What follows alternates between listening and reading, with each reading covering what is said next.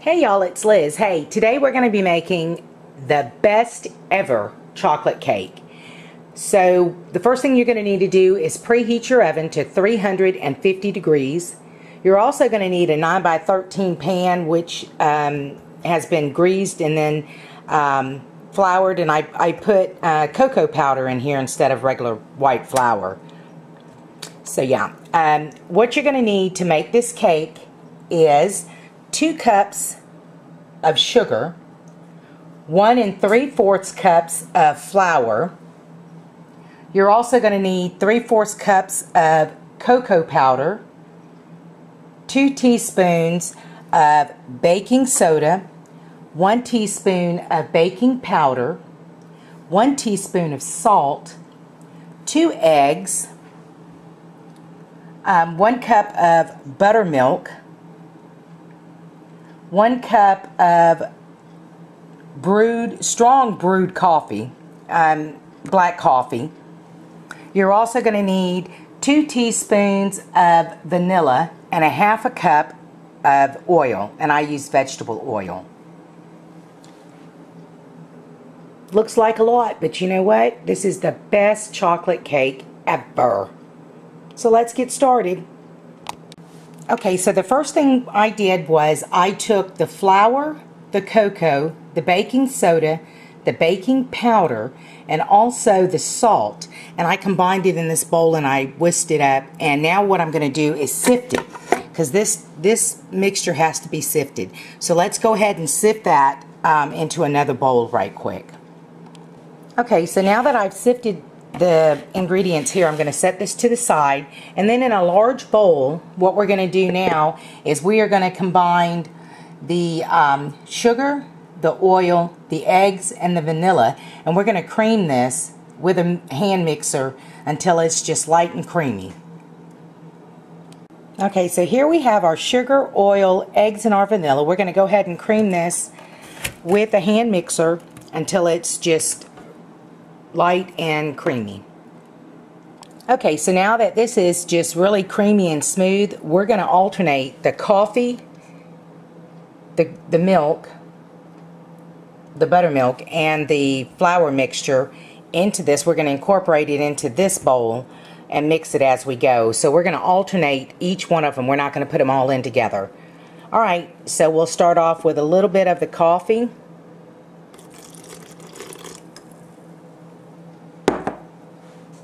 A little bit of our buttermilk, and then our flour mixture, and I'll be back.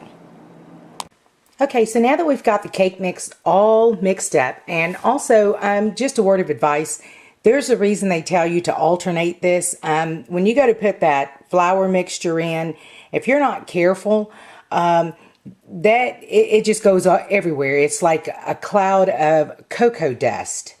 So make sure that you do just like you're supposed to and alternate that, and don't put a lot in at one time, or you'll find everything covered in cocoa powder basically. Alright, so now that I've got it done, let's go ahead and just put this in our 9x13 pan, and we're going to stick it in our 350 degree oven for approximately 35 to 40 minutes. I'm going to start checking it at the 35-minute mark because I don't want to overcook this cake. And then I'll be back and I'll show you how to make the chocolate ganache for it. Alright, be back in a minute.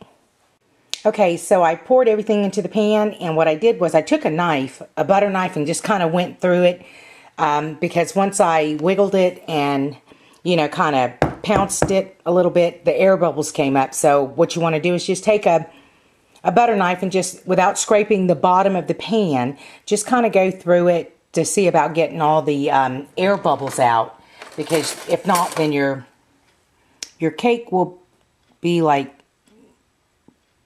got little holes and cracks and stuff in it. So anyways, yeah, that's what you do. Just take the knife and just go through it. Alright, let's put it in the oven now. Okay, so here's our chocolate cake after we've taken it out of the oven. I had to actually let this cook for 50 minutes for it to come out, for the skewer to come out clean. I started testing it at 35 minutes and it was still runny inside. at 38 to 40 minutes. It was still a little runny, so I had to let this cook for 50 minutes. So you guys keep an eye on your cake. So when the skewer comes out clean, you know it's ready. So now it's time to make the chocolate ganache. All right, see you back here in a minute. Okay, as you can see, I went ahead and I poked holes in my cake because when I pour the ganache on, I want some of it to seep inside of the cake. So that's why I did it. You do not have to poke holes if you don't want to, and you can just pour the ganache over it.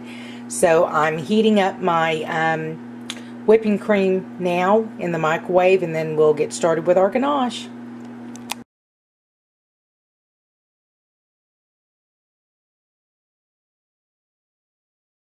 Okay, so to make the ganache that I'm going to pour over the cake once it's done, you're going to need 16 ounces of chocolate. And I used a 12-ounce bag of the Ghirardelli melting wafers, and also I used a 4-ounce of the dark chocolate from Nestle's. That would give me my 16 ounces. Also 2 cups of heavy whipping cream. And all you're going to do is take the heavy whipping cream. You can microwave it until it's hot, or you can put it on the stove.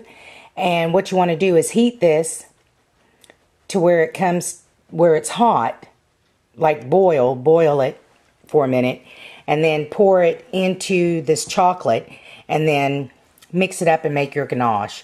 So I'm going to heat this in the microwave for about 3 minutes, and then I'm going to take it and pour it in here and let it melt the chocolate, and that's going to be my topping for my cake. All right, I'll see you then. Okay, so what I did was I took the milk and I put it in the microwave for about 3.5 minutes until it started to steam, not boil. Now I'm going to pour that into the chocolate.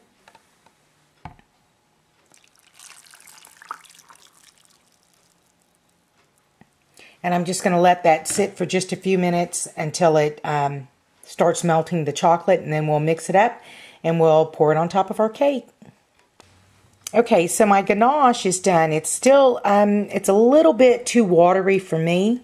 So what I'm going to do is let it sit here on the counter at room temperature for about 5 or 10 minutes, and I'll check it because it's going to harden up a little bit. And then when it does get a little bit more pliable for me to pour on, that's when I'll do it. I guess you could pour it on now, but I'm going to, like I said, give it a couple of minutes and let it just kind of thicken up and harden up a little bit, and then I'll pour it on top. All right, I'll be back with the final results.